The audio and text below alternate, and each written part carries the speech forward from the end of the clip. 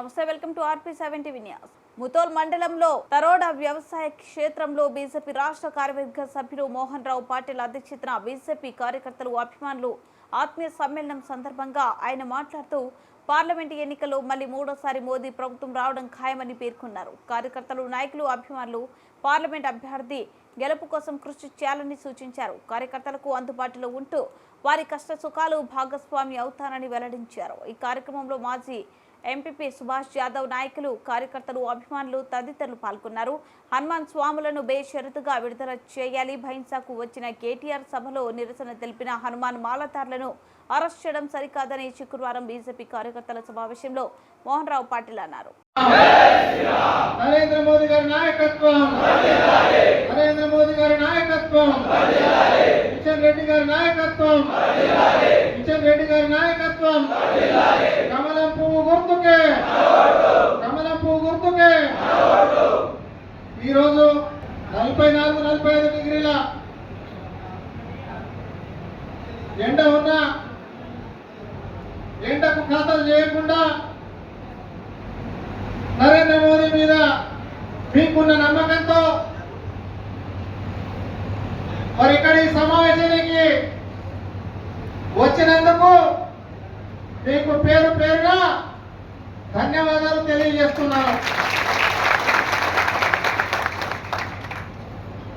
10 సంవత్సరాల పరిపాలనను చూస్తూ వస్తున్నాం. గౌరవ ప్రధానమంత్రి నరేంద్ర మోదీ గారు మన కొరకు అనేక సంక్షేమ పథకాలు ప్రవేశపెట్టారు. 3 సంవత్సరాల క్రితం మనం చూసాం, కరోనా అనే మహమ్మారిలో మన దేశం అతలాకుతలమైన సమయంలో 140 కోట్ల జనాభాకి 3 టీకాలు చొప్పున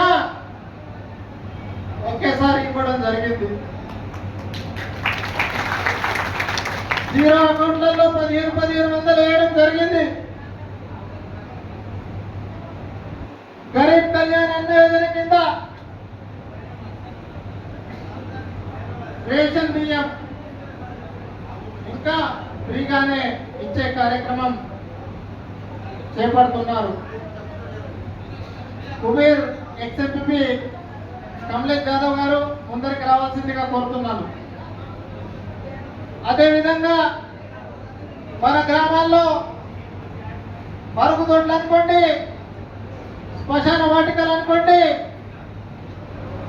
సీసీ రోడ్లు అనుకోండి, గ్రామ పంచాయతీ భవనాలు అనుకోండి, చెత్త సేకరణకు ట్రాక్టర్లు అనుకోండి, ఇలా అనేక సంక్షేమ పథకాలు కేంద్ర ప్రభుత్వం నిధుల ద్వారానే రావడం జరుగుతుంది. మా ఆడపడుచులు బహిర్భూమికి వెళ్లకుండా వాళ్లకు మరుగుదొడ్లు నిర్మించిన ఘనత కూడా మన ప్రధాని నరేంద్ర మోదీ గారిది అని చెప్పక తప్పడం లేదు.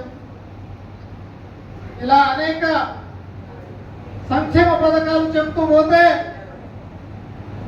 126 సంక్షేమ పథకాలు ఉన్నాయి. కిసాన్ సన్మాన్ నిధి అనుకోండి, మన వ్యవసాయం మీద వాడుతున్న ఎరువులు అనుకోండి, వీటన్నిటికీ నరేంద్ర మోదీ సహకారం ఉంది. మీ అందరితో నేను ఒకటే కోరుకుంటున్నాను, రాబోయే రోజుల్లో వచ్చే 13వ తేదీ రోజు మనమందరము మన గ్రామంలో ఉన్న అందరితో కమలం పువ్వు గుర్తుకు ఓటేసి, మరి కమలం పువ్వు గుర్తుకు ఓటేస్తే ప్రధానమంత్రి నరేంద్ర మోదీ గారికి వేసినట్టే. ఇక్కడ మన పార్లమెంట్ సభ్యుడు గెలిస్తే పార్లమెంట్ లో మన మెజారిటీ పెరుగుతుంది.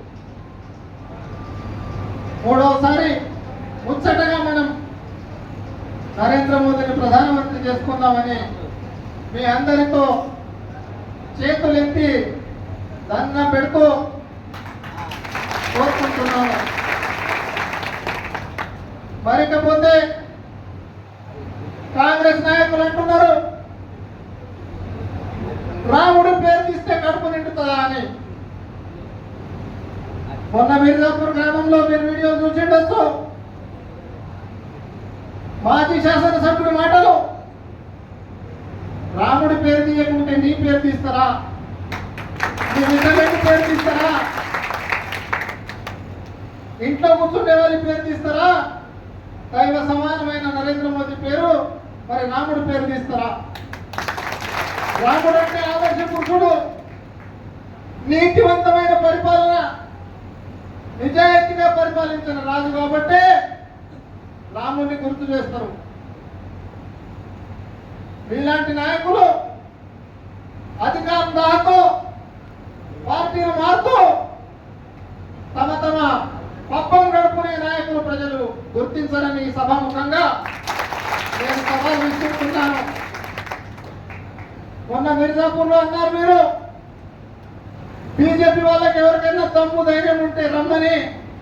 నేను ఈ సభ వేదికగా పత్రికా సోదరుల ప్రత్యక్షంగా పత్రికా సోదరుల ముందర నేను ఇద్దరు మాజీ శాసనసభ్యులకు అదేవిధంగా మాజీ కేంద్ర మంత్రికి కూడా సవాల్ విసురుతున్న. బిడ్డ, మీరు ఎక్కడ వేదిక పెడతారో నేను అక్కడ మా మోదీ గారు ఏం చేశారో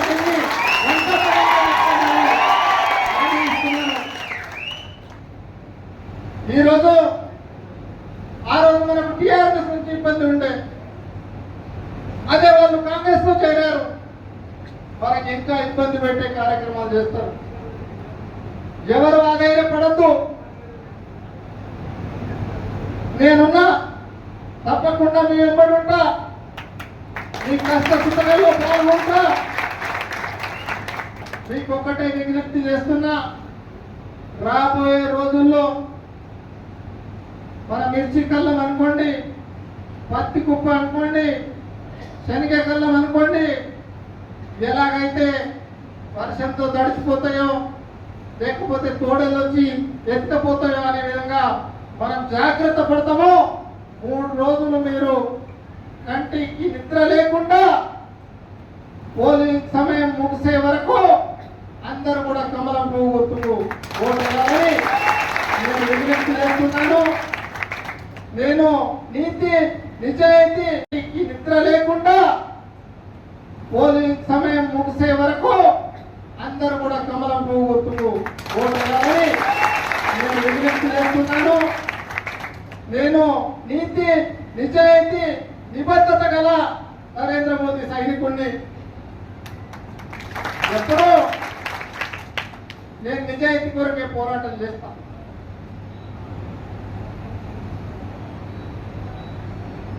ఏ రోజైతే టిఆర్ఎస్ నాయకులు రాముడి గురించి మాట్లాడారో, రాత్రి రాష్ట్ర స్థాయి నాయకుడు వచ్చి బైన్సాలో సభ పెట్టి వాళ్ళనే మద్యం తాగించి మరి మన ఆంజనేయ దీక్షలో ఉన్న 23 మందిపై 307 కేసు బుక్ అయ్యేలా కాంగ్రెస్ టీఆర్ఎస్ ఇద్దరు కూడా తోడు దొంగలే అని ఈ కేసుతో మనకు రుజువైంది. నేను ఈరోజు కూడా పోలీస్ అధికారులకు, నియోజకవర్గంలో ఉన్న ఇద్దరు మాజీ శాసనసభ్యులకు మా వాళ్ళపై పెట్టిన కేసులు మీరు బేషరతుగా ఉపసంహరించుకోకపోతే నియోజకవర్గంలో పూర్తిగా బంద్ పాటిస్తామని సమావేశంగా హెచ్చరిస్తున్నాను. అదేవిధంగా మనమందరం రాబోయే రోజుల్లో పార్లమెంట్ ఎన్నికలైన తర్వాత మీ అందరికీ అవకాశాలు ఉంటాయి. సర్పంచ్ అనుకోండి, ఎంపీటీసీ అనుకోండి, జెడ్పీటీసీ అనుకోండి, సింగిల్ విండో చైర్మన్ అనుకోండి, ప్రతి ఒక్కరికి అవకాశం ఉంటుంది. ఆ అవకాశం వచ్చినప్పుడు తప్పకుండా నేను మీ వెంబడి ఉండి